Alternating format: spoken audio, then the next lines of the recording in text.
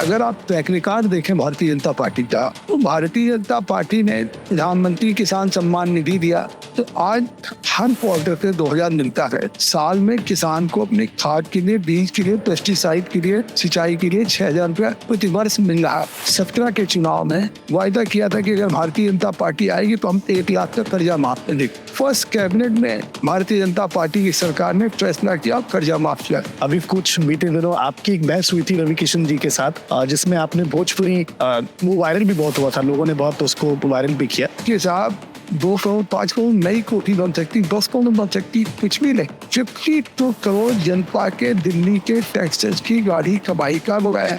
तो हमारी करोड़ क्या है, आप इस कोठी में बढ़ा सकते हैं। जो लीकर पॉलिसी बनाई उसमें कोर्ट ने हमको जेल भेजा, वो जेल में रहे, इनके डिप्टी सीएम जेल में रहे, इनके मंत्रीगण जेल में रहे। बुनियादी चीज नहीं दे पाई 3 बार में, बिजली, पानी और सड़क। पहले वो हम देंगे, हमारी प्राथमिकता ये है। अच्छा, उन्होंने एक चुनाव के दौरान ही अपने एक संबोधन में कहा था कि अगर आपने भाजपा को वोट दिया और मुझे हराया तो मेरा जेल जाना तय है। कमल का बटन दबाया तो मुझे दोबारा जेल जाना पड़ेगा। तो जो लोग मुझे जेल भेजना चाहते हैं, कमल दबा देना। तो अब आगे का क्या हो सकता है?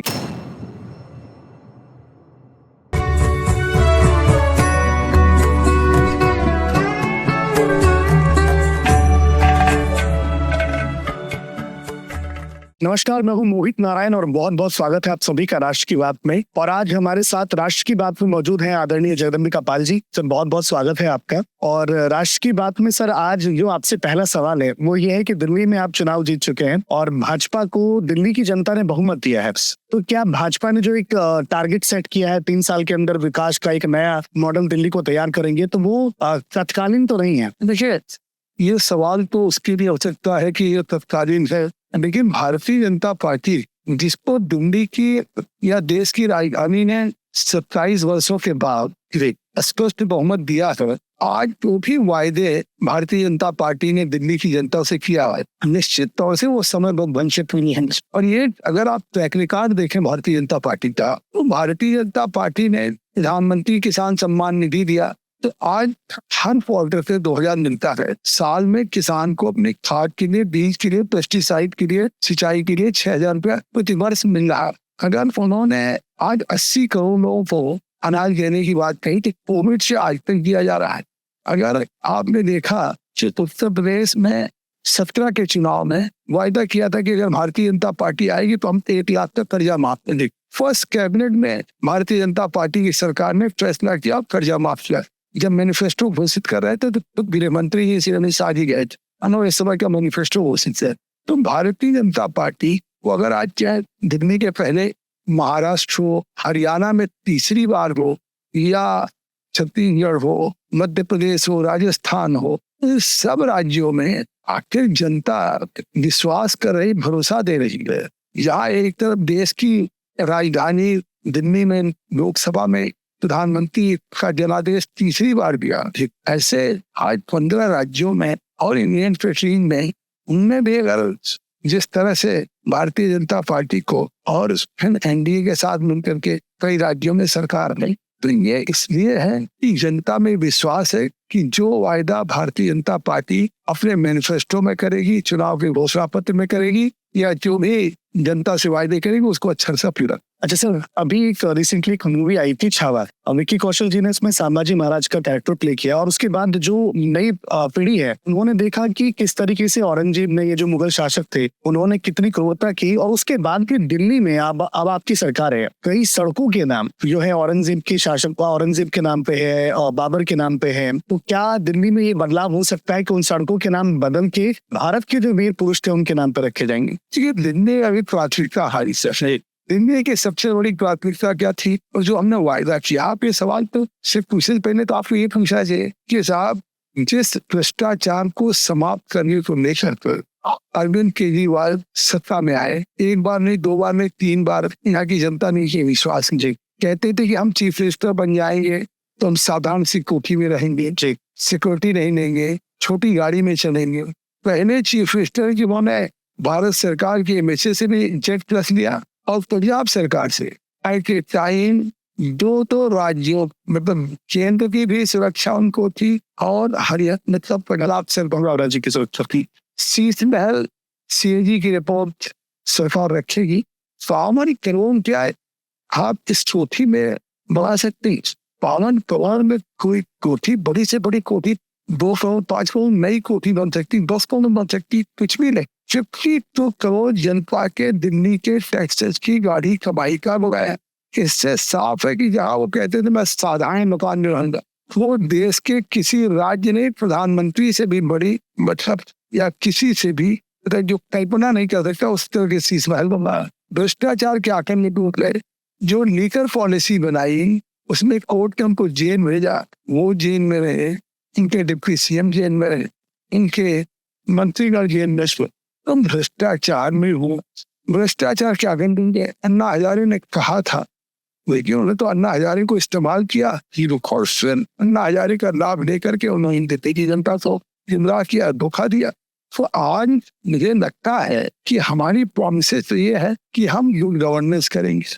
तो हिंदी में वो 3 हमारे मुख्य जो वायदे हैं वो पूरा यमुना को लेके, जमुना मैया को जहाँ पे दिल्ली में लाखों लोग रहते हैं, उत्तर प्रदेश के, बिहार के, दिल्ली के लोग भी छठ की पूजा करते हैं। तो उस छठ की पूजा के लिए आप जमुना के में देख रहे थे कितना प्रदूषित था कि लोग जमुना में आस्था होने के बावजूद अव्यवस्था ऐसी थी, प्रदूषण ऐसा था कि लोगों की आस्था को ठेस पहुंची। और आस्था के बाद तो यमुना मैया में आपने देखा फन सरकार बनने के बाद पहले दिन ही जैसे हरिद्वार में गंगा की आरती होती है, जैसे काशी विश्वनाथ में आरती होती हो, वहां पे भी जैसा समय घाट से होती है, ऐसे फौजला की ऑर्डर होती। हमारे दिल्ली की सरकार सीनिकी रेखा गुप्तारी कि जमुना मैया की नहीं है संगम आज करोड़ों लोग जा रहे हैं। 57 करोड़ लोग अब तक स्नान कर चुके हैं। तो 57 करोड़ लोग कहाँ, गंगा जमुना जहाँ मिलती है और सरस्वती वहां जाने। तो आज जितना गंगा मैया का है इतना जमुना मैया का सब उम्मीद। तो जमुना मैया में आज तक क्यों नहीं, आखिर चलिए जमुना मैया की प्रति उनको श्रद्धा भी थी। वाकई अगर वो प्रदूषण साफ करना चाहते तो पहले क्या है, आप इस घर में अगर रहना चाहेंगे तो पहले इस घर को साफ करेंगे। अगर कल सरकार बनते ही उस जमुना नदी का, जमुना माई का, जमुना मैया की पूजा शुरू हो गई और जो रोज अब होगी, तो जैसे हरिद्वार और काशी में शाम को हजारों लोग गंगा घाट के किनारे, दशाश्वमेध के किनारे बैठ के उस आरती का आनंद लेते हैं, ऐसे यहाँ भी लेंगे। और हमारा वायदा ऐसी है पहला कि हम जमुना रिवर फंड बनाएंगे। 3 बार सरकार में थे, क्यों नहीं जमुना रिवर फंड बनाए, 5 साल और मांग रखे। फिर 3 टर्म में क्या किया उन्होंने, इस हमारे लिए वो जरूरी। दिल्ली की जो सड़कें आज गड्ढे, दिल्ली ये लुटियन जो नहीं, यह तो आप समझिए एनडीएमसी का जी प्राइम एरिया है तो दिल्ली, और दिल्ली सरकार का नहीं, यहाँ का एडमिनिस्ट्रेशन एनडीएमसी करता है यहाँ के सबके। आप दिल्ली का जहाँ एडमिनिस्ट्रेशन देखिए, मैं क्या मतलब उन मोहल्लों में सोच भी नहीं सकते थे जब विधानसभा की तैयारी के दौरान आप, अब मैं चुनाव में भी हम गया तो इतनी सड़कें दिल्ली की टूटी हुई हैं, गड्ढे हैं। तो आज इनको गड्ढों को, इन सड़कों को ठीक करें। हम दिल्ली साइड में जो इंफ्रास्ट्रक्चर ठीक करें, घर को पानी देंगे, ये बुनियादी चीज नहीं दे पाए 3 बार में, बिजली, पानी और सड़क, पहले वो हम देंगे। हमारी प्राथमिकता ये है। अभी एक रूमर और ऐसे की कुछ योजनाएं बंद कर दी जाएंगी जो केजरीवाल सरकार की थी, जिससे लाभ मिलता था, जैसे महिलाओं के बसों में। हमारे भाजपा के राष्ट्रीय अध्यक्ष ने कह दिया कि जितनी भी योजनाएं चल रही वो योजनाएं जारी रहेंगी। भाजपा के राष्ट्रीय अध्यक्ष, हमारे यहाँ अध्यक्ष ओरिएंटेड पार्टी है, अध्यक्ष चुनाव अध्यक्ष भाजपा मैनिफेस्टो घोषित करते, वही मैनिफेस्टो सरकार का काम करने का घोषणा पत्र होता। तो हम ऑलरेडी हमारे राष्ट्रीय अध्यक्ष कह चुके हैं कि हम योजनाओं को लागू रखेंगे और दिल्ली की जनता एहसास करेगी कि एक विकसित दिल्ली, स्वच्छ दिल्ली और एक अंतर्राष्ट्रीय स्तर की देश की राजधानी बनी ये दिल्ली। तो इसलिए देखेगा कम से कम भ्रष्टाचार से ऐसे मुक्ति हो गई। नहीं तो कहीं देश में, दुनिया में कोई सरकार ऐसी होगी कि जहाँ हमेशा भ्रष्टाचार ही रहा। अच्छा, उन्होंने एक चुनाव के दौरान ही अपने एक संबोधन में कहा था कि अगर आपने भाजपा को वोट किया और मुझे हराया तो मेरा जेल जाना तय है। तो अब तो जनादेश आ चुका है, तो अब आगे का क्या हो सकता है केजरीवाल जी का? क्या कहते हैं, वो स्वयं बोल रहे थे, वो स्वयं बोल रहे हैं, क्योंकि इसलिए बोल रहे हैं कि पाप सर पे चढ़ के बोलता है। उन्होंने भ्रष्टाचार किया, बेल पे है ना, कोई अभी फैसला नहीं हुआ जी। तो फैसला आएगा, कोर्ट सजा कर देगी। और इनमें चीफ ओटी वाला आरोप अलग से। वो आरोप अलग छोड़िए, फिर उनको कोर्ट ने केवल बेल दिया। जी। इसका मतलब जो उनके खिलाफ आरोप है वो आरोप, उस आरोप का ट्रायल होगा, न्यायपालिका उस पर फैसला करेगी। और जिसको इतने दिन जमानत न मिली हो तो स्वाभाविक है कि फिर न्यायपालिका उसमें न्याय करेगी दिल्ली जनता के साथ। दिल्ली की जनता के विश्वास को धोखा दिया है, ठेस पहुंचाया है, करोड़ों रुपया भ्रष्टाचार में दिया है, 1000 करोड़ से ऊपर है। अब ये सारी चीजें परत दर परत खुल रही, सीएजी की रिपोर्ट आएगी, इनके सरकार के भ्रष्टाचार और सामने आएंगे, तो कानून अपनी कार्रवाई करेगा। अच्छा सर, थोड़ा सा उत्तर प्रदेश की तरफ रुख मोड़ते हैं। अभी कुछ बीते दिनों आपकी एक बहस हुई थी रवि किशन जी के साथ, जिसमें आपने भोजपुरी, वो वायरल भी बहुत हुआ था, लोगों ने बहुत उसको वायरल भी किया। तो अभी 2 दिन पहले ही योगी जी अपने विधानसभा के सत्र के दौरान बोल रहे थे कि भोजपुरी का और बुंदेलखंडी भाषा का और अवधी भाषा का जो बोर्ड का वो जिसके बारे में बात कर रहे थे, उस दौरान आपको क्या लगता है कि भोजपुरी भाषा को जो महत्व देना चाहिए था वो मिल रहा है या नहीं? नहीं, अगर आप उस टर्म प्रदेश क्षेत्र से आते हैं, उत्तर प्रदेश में योगी आदित्यनाथ की सरकार स्पीकर से सतीश महाराज ने फैसला किया कि जैसे देश की पार्लियामेंट ने तमाम लैंग्वेज में लोगों को बोलने का ट्रांसलेशन का अवसर है, ऐसे उत्तर प्रदेश में जैसे देश के भाषाओं का है, बंगाली हो, तमिल हो, सिंधी हो, ऐसे उत्तर प्रदेश के उन भाषाओं की, पूर्वांचल की भोजपुरी हो, अवधी हो, बुंदेलखंडी हो, इनको इसमें कोई सदस्य बोलना चाहे तो बोल सकता है, इसका अनुवाद भी होगा। ठीक, अब अगर इसका विरोध समाजवादी पार्टी, वो तो उर्दू को प्रायोरिटी दे रहे हैं, इससे मतलब है कि अपने बच्चों को अंग्रेजी स्कूल पढ़ाएंगे, विदेश में पढ़ाएंगे और दूसरों को उर्दू और कठमुल्ला बनाने की बात करेंगे। हो रहा है कि कठमुल्ला शब्द का इस्तेमाल किया नहीं, आप उनका मतलब है कि भाई आखिर आप क्या तात्पर्य समझे कि आप एक सार्वजनिक जीवन में रहिए, अखिलेश यादव विदेश से पढ़ के आएंगी और आप यहाँ पे ये कहेंगे कि नहीं साहब अंग्रेजी नहीं चलेंगे, अंग्रेजी का विरोध किया, मतलब सब पांडे ने कार्रवाई ना, अंग्रेजी का विरोध किया, भोजपुरी का विरोध किया, भाषा का विरोध किया, हिंदी कमजोर होगी और बुंदेलखंडी का किया, तो यूपी के हर भाषाओं किया। 2027 में जनता उसका जवाब दे दी। हम लोग लड़ रहे हैं कि भोजपुरी संविधान की 8वीं अनुसूची शामिल होगी और वो कह रहे हैं कि मतलब भोजपुरी का विरोध कर रहे हैं, तो इसका बुंदेलखंड का अवधि का विरोध। अच्छा, आप अभी वक्फ बोर्ड के भी आप चेयरमैन हैं और तो वक्फ बोर्ड की जो अभी जो संशोधन हो रहा है, क्या वक्फ बोर्ड की जो संपत्तियां हैं उसका पब्लिक को लाभ मिलेगा? इसीलिए कानून में संशोधन किया गया कि अभी तक वक्फ जो कैसे हैं, उनकी मंशा है कि हम इसका स्वामित्व अपनी जगह से गॉड को दे रहे हैं, अल्लाह को दे रहे हैं, उसका जो आय होगी वो वक्त कोई बेच नहीं सकता। कोई आपसे सीखते हैं कि वक्त की प्रॉपर्टी वो अच्छी है, फुट किया जा रहा, बेचा जा रहा, मितबंदी और वक्त बेच दो, तो आज उस वक्त की मंशा को कोई बदल न सके, यही संशोधन लेकर के आए थे। और जब बदल नहीं हो सकता तो उस वक्त के आमदनी का फायदा गरीब पसमानदा मुस्लिम्स को, महिलाओं को, खवातीन बहनों को, अनाथ बच्चों को और गरीब को सबको मिलेगा। पर इसी बिल के संबंध में असदुद्दीन ओवैसी साहब कहते हैं कि यदि ये बिल आ गया तो अच्छा नहीं होगा, इस तरीके की धमकियां भी देश को गुमराह कर देश के लोग तुष्टि की राजनीति कर, हमारी मस्जिद चली जाएगी, हमारे खानका चली जाएगा, ईदगाह चला जाएगा, हमारा बड़ा चल के डर दिखाते हैं अपने समुदाय में, दिखाते हैं, कहीं नहीं जाएगा। अच्छा सर, एक सवाल अब आपके लोकसभा क्षेत्र से पूछते हैं। 5 साल के लिए फिर से आपके क्षेत्र ने आपको चुना है, आपको वापस जनादेश देके यहाँ दिल्ली भेजा है, तो इस 5 साल में डुमरिया में क्या नए विकास के अवसर पैदा होंगे, क्या नया कुछ जनता को मिलने वाला है? हमने शुरू कर दिया, कभी साथ कहीं ना गया, रेल राज्य मंत्री सी बिट्टू को लेके गए, हमने वॉशिंग पीक का उद्घाटन कराया जी, हमने अंडरपास का कराया शिलान्यास,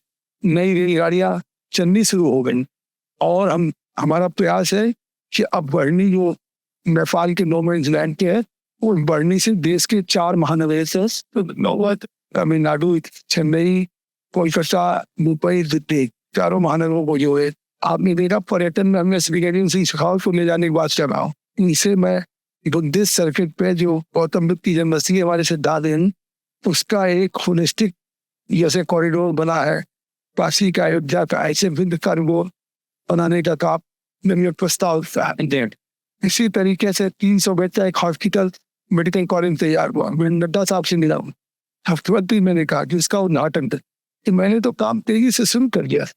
स्वास्थ्य के क्षेत्र में 300 बेड का हॉस्पिटल, एक नर्सिंग इंस्टीट्यूट है, टूरिज्म के क्षेत्र में जन्माष्टमी को विकसित करना एक बड़े पैमाने पर, मेडिटेशन सेंटर वहाँ है, जैसे पुडुचेरी में है, बोधिया में से बड़ा एक मेडिटेशन सेंटर बनाना है। रेल, ये तो रेल, रोड, पर्यटन, बेंच, इस सब सेक्टर में हमने काम शुरू कर दिया। तो मैंने चला कि डुमरियागंज के लोगों के लिए आपके पिटारे में भी बहुत सारा बाकी भी डुमरियागंज का मेरे ऊपर खैरी है। डुमरियागंज के लोगों ने जिस तरह से गुमराह किया समाजवादी पार्टी ने कि संविधान खत्म हो जाएगा, आरक्षण समाप्त हो जाएगा, सिर्फ आसपास की सीटें हम नहीं जीत पाए धन्यवाद, और वो सीट में जीता है। तो वहाँ तो मैं अगर कई जन लेकर के वहाँ सेवा करूँ तो वहाँ के लोकल लोग तो आपको गार्जियन के समान मानते हैं। तो मेरा उत्तरदायित्व था कि अगर मुझे इतना भरोसा किया है और मेरे भरोसे मोदी जी के कारण, और मोदी जी को हमने अगर वहाँ से कमल खिला के दिया है वहाँ की जनता ने,